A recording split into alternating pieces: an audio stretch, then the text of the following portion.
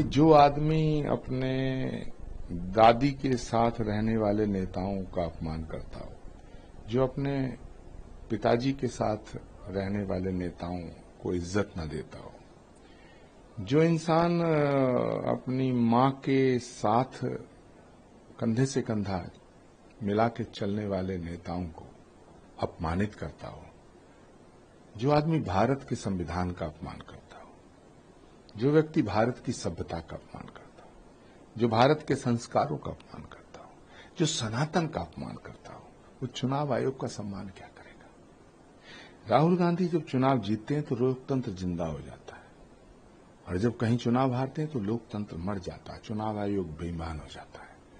मुझे लगता है राहुल गांधी जी को किसी अच्छे अस्पताल में भर्ती कराना चाहिए या किसी मनोचिकित्सक से गंभीरता से सलाह लेनी चाहिए। जो नेता अपने बुजुर्गों का रोज अपमान करता हो, वो चुनाव आयोग का सम्मान कैसे करेगा?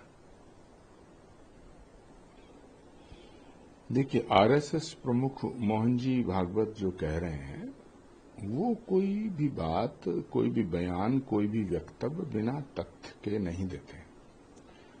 वो बहुत सारगर्भित बात करते हैं, और ये बात सच है कि भारत की आजादी में किसी एक व्यक्ति की भूमिका नहीं है। भारत की आजादी दिलाने की जो लड़ाई है, ये सैकड़ों साल चली।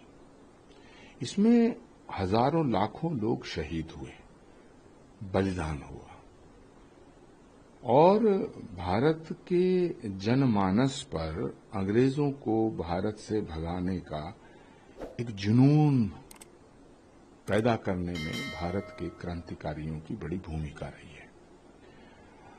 राष्ट्रीय स्वयंसेवक संघ का बहुत बड़ा रोल रहा है जन जागरण करने के लिए, इसमें कोई संदेह नहीं है। और राष्ट्रीय स्वयंसेवक संघ की प्रशंसा खुद पंडित जवाहरलाल नेहरू ने की थी, और राष्ट्र से जुड़ा जो भी विषय होता है उस पर आरएसएस, जब से आरएसएस का जन्म हुआ तब से लेकर आज तक, वो उसमें अग्रणी भूमिका निभाती है। लेकिन जो बात पंडित जवाहरलाल नेहरू की समझ में आ गई, जो महात्मा गांधी की समझ में आ गई, जो चंद्रशेखर आजाद, सुभाष चंद्र बोस की समझ में आई, जो भारत के जनमानस को समझ में आया, वो बात कांग्रेस को समझ में नहीं आ रही है, राहुल गांधी को समझ में नहीं आ रही है। ये दुर्भाग्य का विषय है। उधर अखिलेश यादव भी कह रहे हैं, जो कास्ट सेंसस की बात चल रही है, जाति जनगणना की बात चल रही है, कह रहे हैं कि होगी लेकिन बीजेपी उतनी ईमानदारी से नहीं करा पाएगी। इसमें देखिए, कास्ट सेंसस होने के बाद क्या जो जिस जाति में पैदा हुआ है वो बदल जाएगा? जाति जनगणना के बाद किसी व्यक्ति को ये पता चलेगा कि तू किस जाति में? सबको पता है कि हम किस जाति में पैदा हुए। प्रत्येक जाति, भारत की जितनी जातियां हैं, भारत में जितनी जातियां हैं, जितने गोत्र हैं, जितने संप्रदाय, सब आदर के योग्य हैं।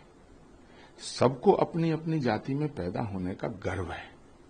अखिलेश यादव जी क्योंकि जातिवाद की राजनीति के जनक हैं, उनके बड़े नेता, तो जो व्यक्ति का जन्म जिससे होता है वो उसी तरह की फितरत हो जाती है। अखिलेश यादव जी की पार्टी ही जातिवादी पार्टी है, तो अखिलेश यादव जी को 24 घंटे वही दिखाई देता है। और अखिलेश यादव जी, राहुल गांधी जी इस देश को जाति के नाम पर तोड़ना चाहते हैं। इस जाति के नाम पर तोड़कर वो सत्ता हासिल करना चाहते हैं। और इतनी तमाम बातें उठ रही थी, शोर मचाया जा रहा था, छाती पीटी जा रही थी। अब जाति जनगणना का फैसला हो चुका है, लेकिन जातीय जनगणना होने के बाद देश की आवाम नहीं बदल जाएगी, देश की जनता वही रहेगी। ये वही जनता है, ये वही जातियों में बटी हुई जनता है जिसने नरेंद्र मोदी को तीसरी बार प्रधानमंत्री चुना। मैं आज दावे के साथ कहता हूं, जातीय जनगणना होने के बाद और प्रचंड बहुमत से नरेंद्र मोदी प्रधानमंत्री बने।